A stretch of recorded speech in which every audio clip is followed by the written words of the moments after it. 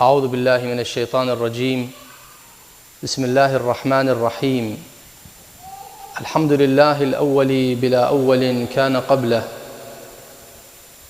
والآخر بلا آخر يكون بعده ثم الصلاة والسلام على سيد الخلق نبينا المحمود الأحمد حبيب إله العالمين أبي القاسم محمد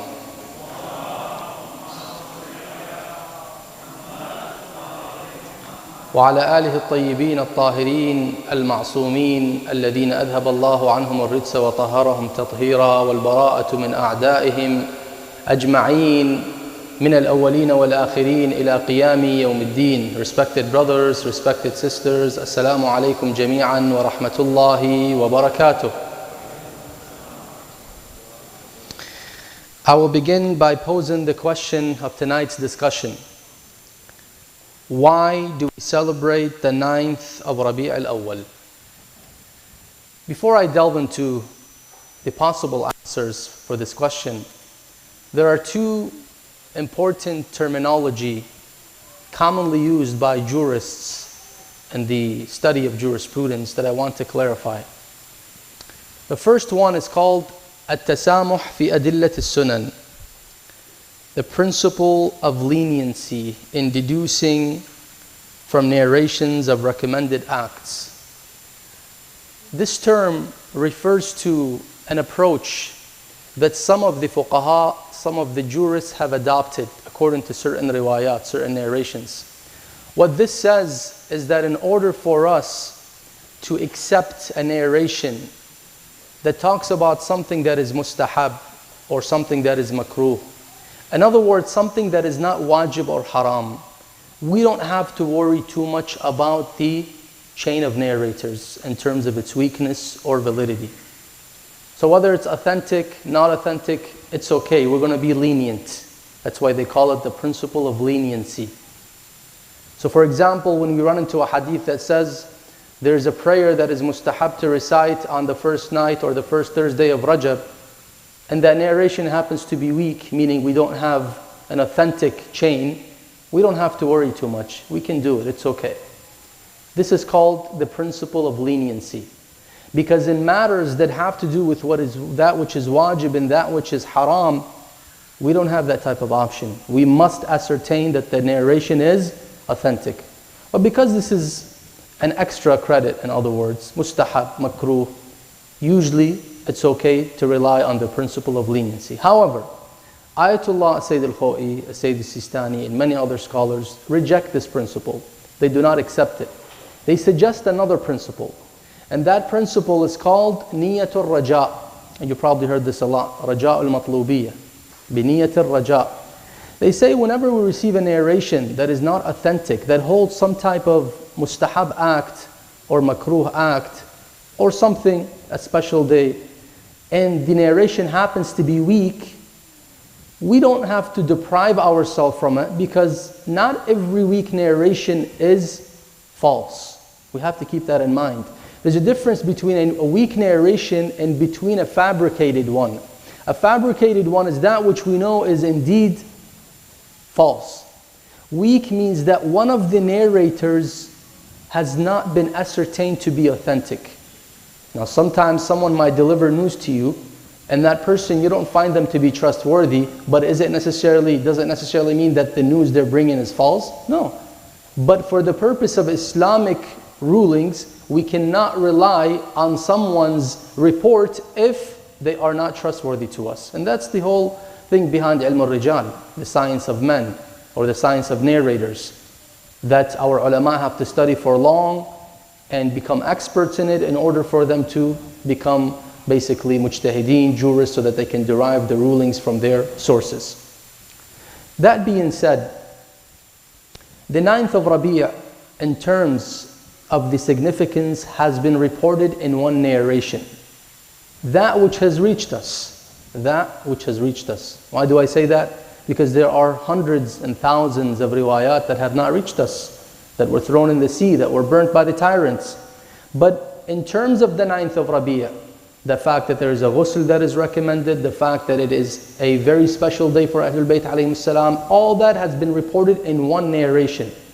But unfortunately, most of the fuqaha find that this narration has a weak chain of narrators. Hence, they consider it to be a weak narration. However, that does not mean that they shy away from it and that they say you cannot act according to this narration. They say you can act on it. Those that talk about the principle of leniency, they say according to the principle of leniency, we can accept this narration and accept whatever is in it. Those who say we do not accept the principle of leniency say, you know what, we can rely on niyatul raja. Raja means what? It means that it's hoped that it is desired by Allah. It's hoped that it has been said by the Ahlul Bayt alayhim salam. Niyatul raja. A lot of times you may find a faqih in the book of Islamic laws, they would say you can act on this biniyatul raja. For example, when you go to the haram of one of the ma'asumeen, peace and blessings be upon them, and you want to perform ghusl before you go, we call that ghusl al-ziyarah. That ghusl has not been established in an authentic narration. So what do? Can you consider it mustahab? According to those who do not accept the principle of leniency, they say you cannot say it's actually mustahab for sure, but you can do it with the intention of raja. And because you do it with the intention of raja, they say we're not sure that it suffices from wudu, therefore you will still have to add wudu to it. You see where this comes from. So now, going back to the 9th of Rabi'ah. The 9th of Rabi'ah, in the narration that has been reported and attributed to one of the companions of our Imam al-Hadi alayhi salam.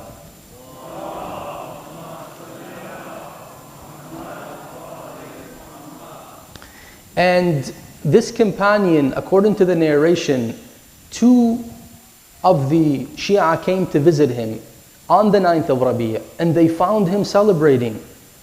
He had performed ghusl, there's beautiful fragrance in his home. The women that encountered them first, one of the servants said to him that he's busy enjoying and celebrating. He said, why are you celebrating? We've never heard of such a day. He said to them, well, I heard from my Imam al-Hadi that he said that Hudayfa ibn al-Yaman, who is one of the companions of the Prophet ﷺ, had seen the Prophet on this day feeding Hassan and Hussein some type of sweets and saying to them, enjoy, and smiling to them and saying, this is the day that Allah will destroy your enemy, and so on and so forth. And according to this narration, the reason why Ahlul Bayt have rejoiced and celebrated this day is because the second tyrant who was responsible for the martyrdom of Lady Fatima Eid-e-Zahra was killed. That is the main reason that is mentioned in this narration. Now, because the riwayah is weak from one point, and because there are some historical givings that say that the second tyrant was killed in Dhul Hajjah, which raises a question mark. If he was killed in Dhul Hajjah, then this has nothing to do with the 9th of Rabi'ah. Although some Shia ulama argue and insist that no, he was killed on the 9th of Rabi'ah. Due to this back and forth, a lot of our ulama say we cannot have a standpoint from this. We can't say for sure that this is indeed why Ahlul Bayt have considered this day to be special. It's possible that it's so special, but why is it so special? They say maybe because of that. But again, maybe. We can't say for sure. Why? The hadith is weak. Second, there are question marks on the hadith and on the event itself. Sayyid ibn Tawus, one of the ulama from the 6th Hijri century from Hilla in Iraq, a great scholar, is known as Sayyid Abu al-Qasim Ali ibn Musa ibn Ja'far ibn Muhammad ibn Tawus. One of his books is Al-Luhuf fi Qatl al-Tuhuf, which many of you are familiar with. He was the first one to give this possibility. He says, well, we don't know, maybe that's not the case. Maybe there's another reason why it is so important. According to his possibility, which is not based on any proof, just a mere possibility, he says the 8th of Rabi'ah is the martyrdom of our Imam al-Hasan al-Askari alayhi salam.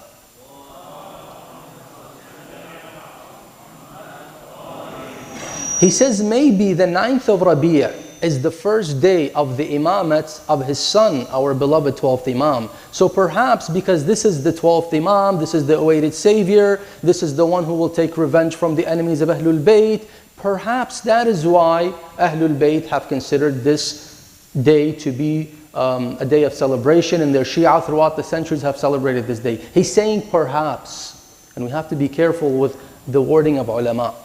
He says perhaps, but today you may find so many people say today is the day of the inauguration of the imamate of our beloved Imam. Now there's a question mark on this explanation as well. This explanation is found invalid by many of our ulama for the following reason.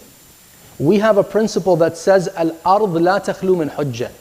We cannot consider the land to be free from a hujjah for one bit of a second. As soon as the Imam was martyred on the 8th of Rabi', that same second, his son became the Imam. We don't have to wait till the next day. Now someone might argue back and say, you know what, we understand that. But do you think we can celebrate on the same day as the Imam's martyrdom? We have to wait another day, and that is the 9th of Rabi'. Again, do you have proof for this? Just a possibility. Now there are other possibilities. Umar ibn Sa'ad, for example, was killed during that day, according to one possibility. Another possibility is that something happened during the life of Rasulullah where he had gone on a trip, and when he came back, Lady Fatima was so happy to see him. Another one suggests that when the Prophet ﷺ told Lady Fatima that you are the first one to come after me after I die, she smiled, she became happy, and they call that the farha of Fatima, or farha Eid-e-Zahra. However, this contradicts the fact that the Prophet was martyred on the 28th of Safar, and we're talking the 9th of Rabi'. So the dates don't work unless we can find other evidence that the Prophet did not die on the 28th of Safar, but rather on the 12th of Rabi', for example, as there is a possibility. As you see back and forth, there are so many possibilities. What is our practical standpoint? How do we proceed? Our great ulama have not concluded one definite answer to this day, but there is something that we have to keep in mind. One of the ahadith by the commander of the faithful, Ali ibn Abi Talib alayhi salam.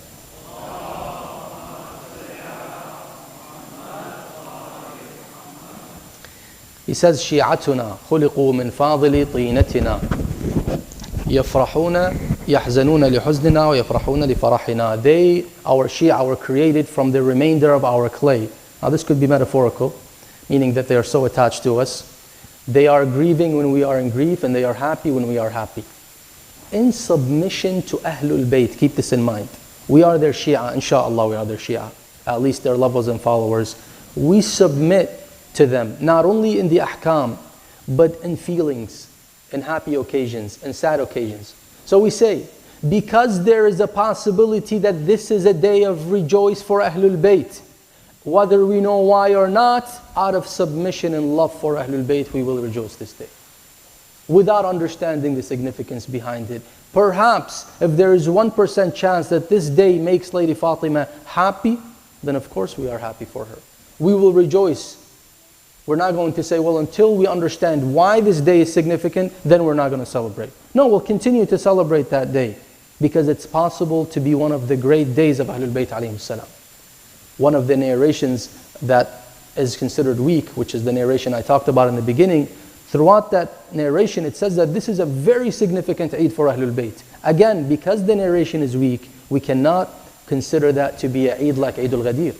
Eid-e-Ghadir has been reported in numerous narrations that we accept, but this one unfortunately in one narration, and that narration happens to be weak. Now someone might say, although it's a weak narration, let's just act upon it and say that this is indeed mustahab. What does this entail? This entails قَوْلٌ بِلَا عِلْمٍ وَلَا تَقْفُ مَا لَيْسَ لَكَ بِهِ عِلْمٍ. It is haram to act upon something with certainty without knowledge. It's like saying, this is mustahab, but I have no proof. It doesn't work like that. This is wajib, but I don't have no proof. That's called قَوْل بِغَيْرِ عِلْمٍ, talking or speaking without knowledge. It is possible, there is a good possibility this could be an authentic narration in reality, but until we know then, until the reappearance of our beloved Imam, where he will instruct us to the reality behind this event, we cannot have the audacity to say that this is indeed the day that so-and-so was killed, and this is indeed a great Eid for Ahlul Bayt. It's possible. So keep the word possible in mind, and keep the principle of Raja' al-Matlubiyya, with the intention that this Eid is desired by Allah subhanahu wa ta'ala. We will celebrate it every year, but not that it's an established Eid. We have to differentiate between an established Eid and a possible Eid. We say this is a possible Eid. Inshallah, soon when our beloved Imam reappears, he will tell us whether it's established or not, just like he will instruct us to the reality of the rest of the things that we differ on. He will tell us whether this ruling is the correct ruling or not, whether this solution to this problem is the correct solution or not. May Allah subhanahu wa ta'ala hasten the glorious reappearance of our beloved Imam, and may Allah grant us all the tawfiq and the success to be among His sincere followers and devoted companions. With that, I want to invite my respected brother Kumail Lakha to come up to the stage, inshallah, so that we can begin our discussion of questions and answers, inshallah, regarding this topic and as well any other topic that may come to your mind, inshallah. Sallu ala Muhammad wa ali Muhammad.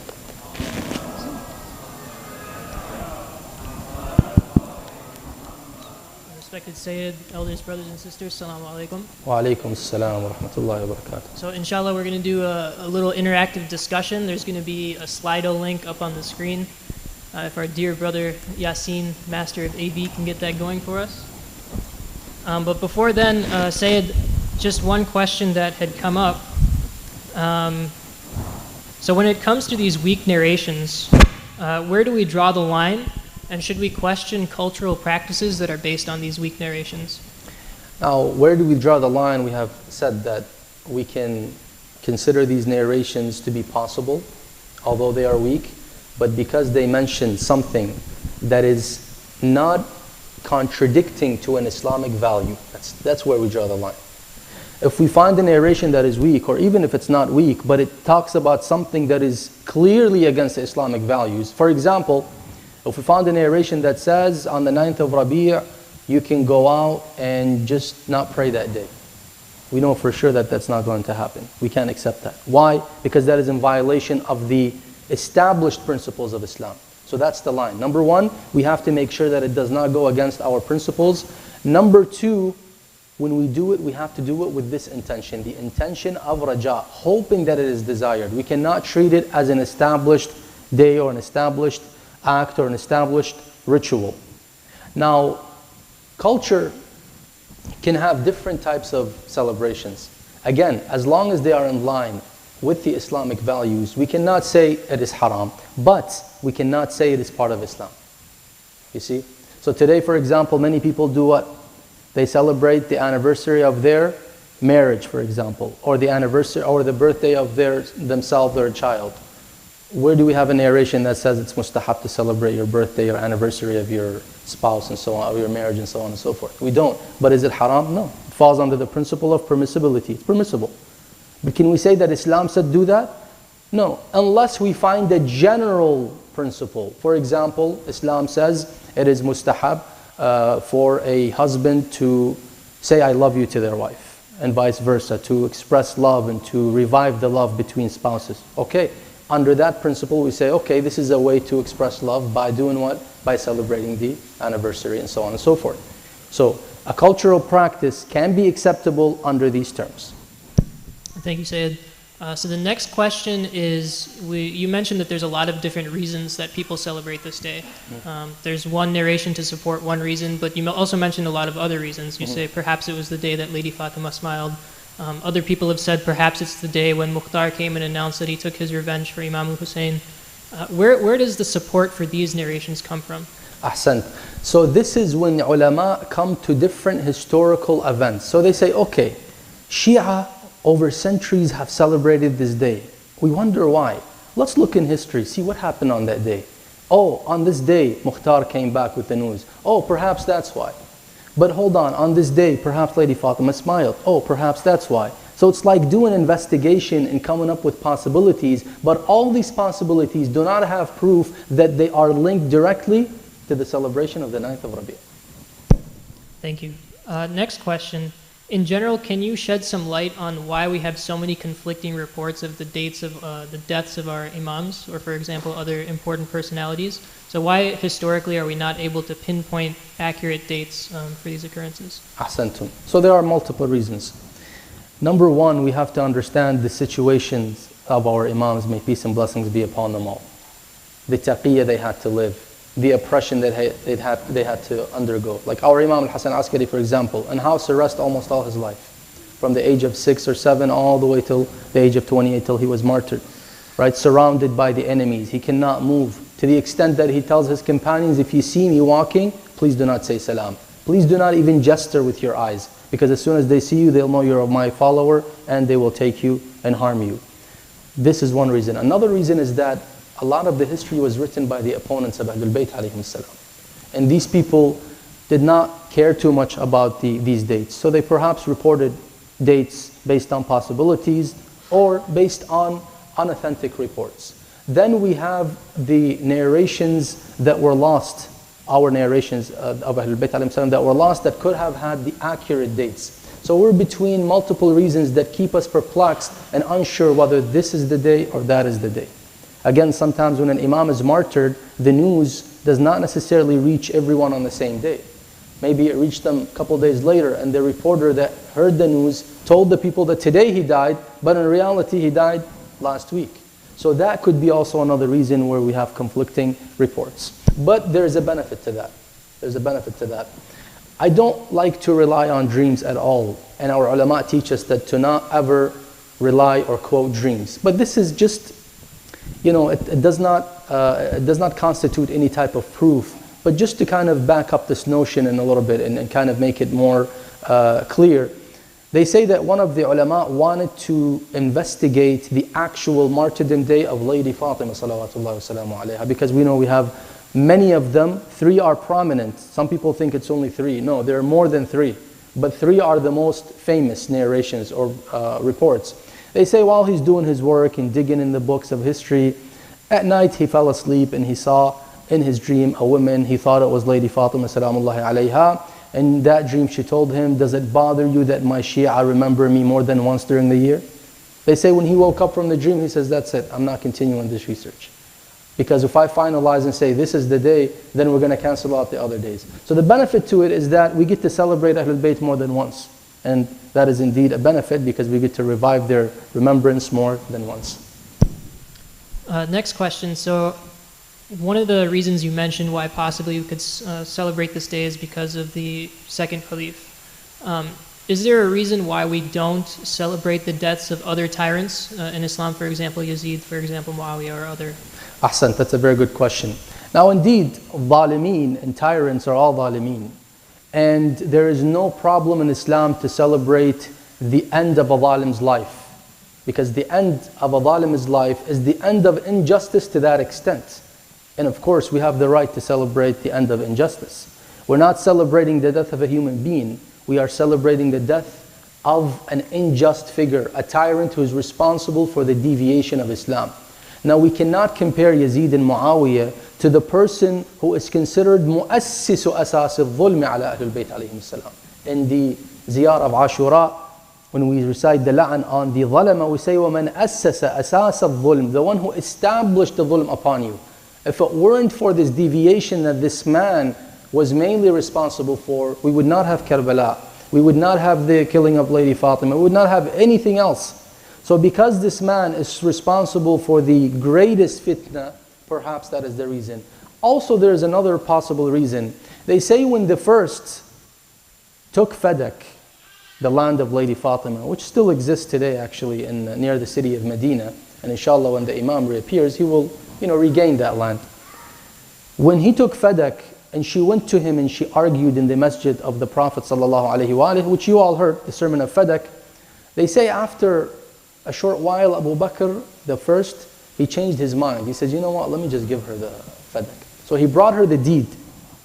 They said that on the way to give her the deed, when he arrived, the second came and he says, what are you doing? He says, I'm giving her the deed, let's just end this.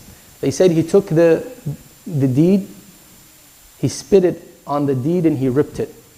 And they said that the Lady Fatima salamullahi alayha, according to this narration, says, may Allah send someone to tear your stomach like how you tore my kitab or my deed. Now again, is this authentic narration? We can't speak for that. That's something, again, something possibly happened. We're looking at possibilities here. Possibly that is why. An answer of Lady Fatima's dua, and that in itself, of course, is a reason to Allah subhanahu wa ta'ala to take revenge from this enemy of Lady Fatima and for the Shias to celebrate. The next question, there's some really good questions coming in, by the way. But the next one is, are there any other occasions that we commemorate that are supported by only weak hadiths that you know of? Nothing that comes to mind. Alhamdulillah, most of our celebrations are supported by, established. Like Al-Ghadir, for example, the greatest Eid in Islam. Eid al-Fitr, no Muslim denies. Eid al-Adha, no person denies. Eid al-Jumu'ah, a lot of people don't know that Jumu'ah is Eid as well. We have 4 Eids. Ghadir, Adha, Fitr, and Jumu'ah. Jumu'ah is one of the Eids as well. Anything other than that is a happy day, like the days of the Wiladat, the Kushali, as you say, right? These are the happy days of the Ma'sumin. Not necessarily Eid, but happy day, because Eid has to be established in a narration. You can't just make up a day and say that is Eid.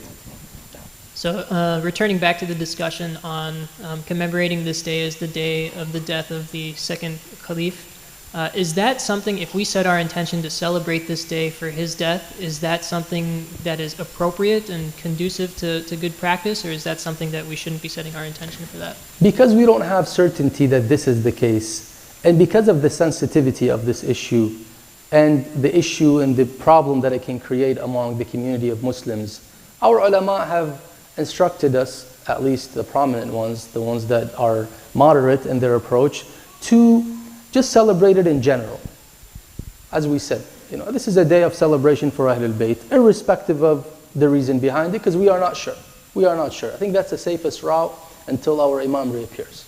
Is there anything to be said for the fact that celebrating this day for the death of a tyrant might cause some harm to other people in other countries?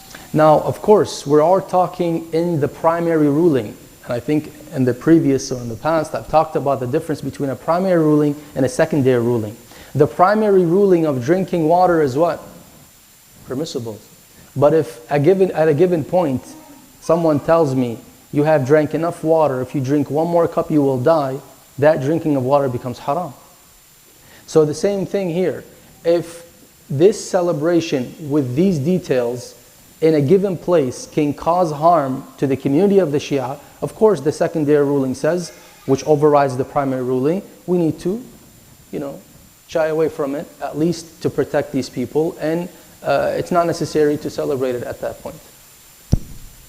So the chain of narration of hadiths, how long does it go, and at what point does that chain end? So for example, if the hadith narration continues, does it continue until today? So do we attach somebody's name today at the end of the chain? Ahsan, that's a good question. No, so basically the main books, and in the month of Ramadan I talked about this, and the books that we have, the main 4 original books, Al-Kafi, Al-Istibsar, Man La Yahduruhu Al-Faqih, Al-Tahdhib, these books are written in the 4th Hijri century. Our ulama have already investigated that these are actual books. They go to different copies and manuscript to make sure that these are actually real books, and they are really the books of those scholars of the 4th Hijri century. So where do we begin? We begin from the 4th Hijri century going back to the Imam. So now we have a chain of 6, for example. Al-Kulayni reports that he heard this from his brother or his father such and such, from Ali ibn Ibrahim, from someone such and such, from Safwan al-Jammal, the companion of the Imam Al-Kadhim alayhi salam, for example. For example, that probably a 3-4 chain of narrators to the Masum. Then the faqih today has to study each of these narrators to make sure that each of them is authentic.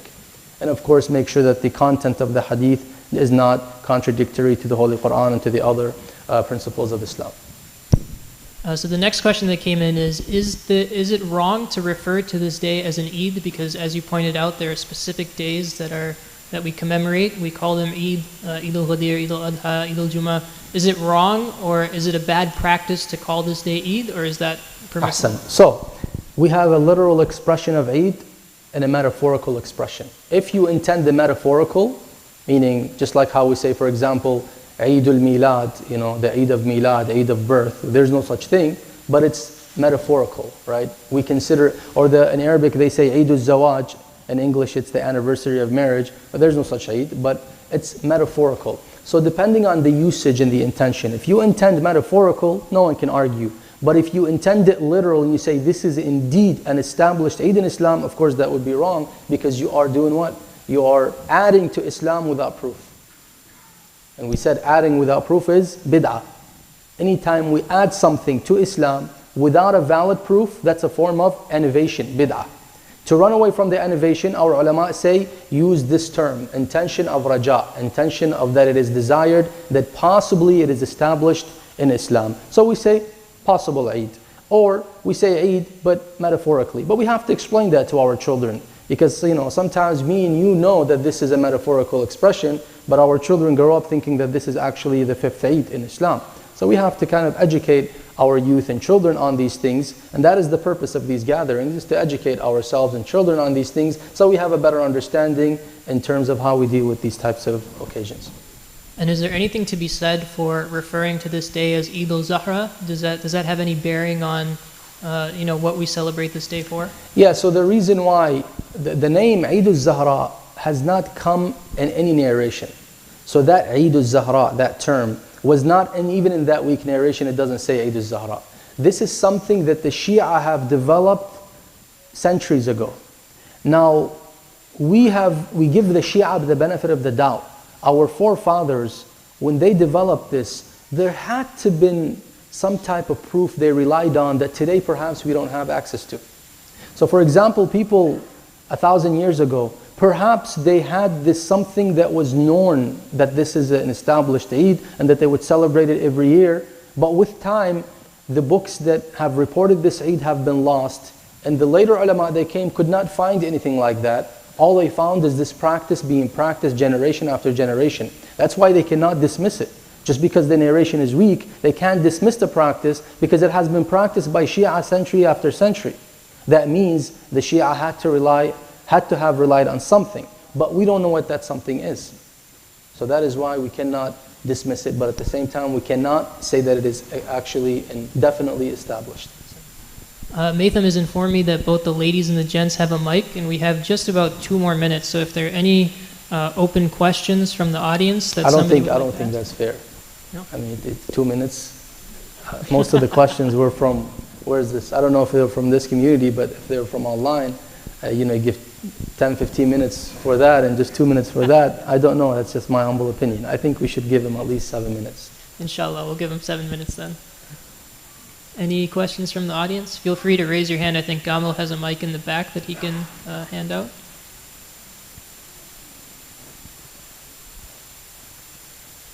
Imran is pointing.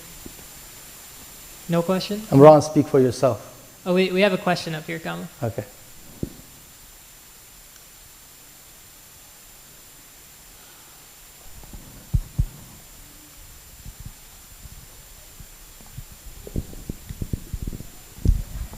Assalamu alaikum. Alaikum assalam wa rahmatullah. I have a question that the namaz al-washit we offer after a person dies, is it authentic or?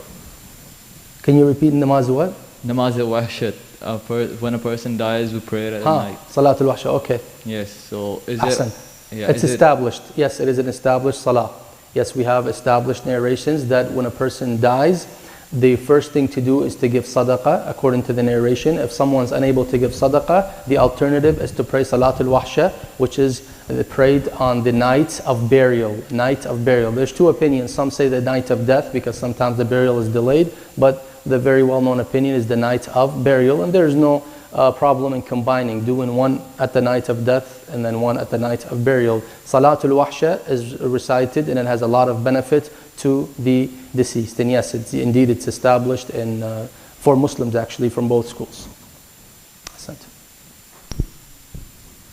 Any other questions? Come on, we have one more over here.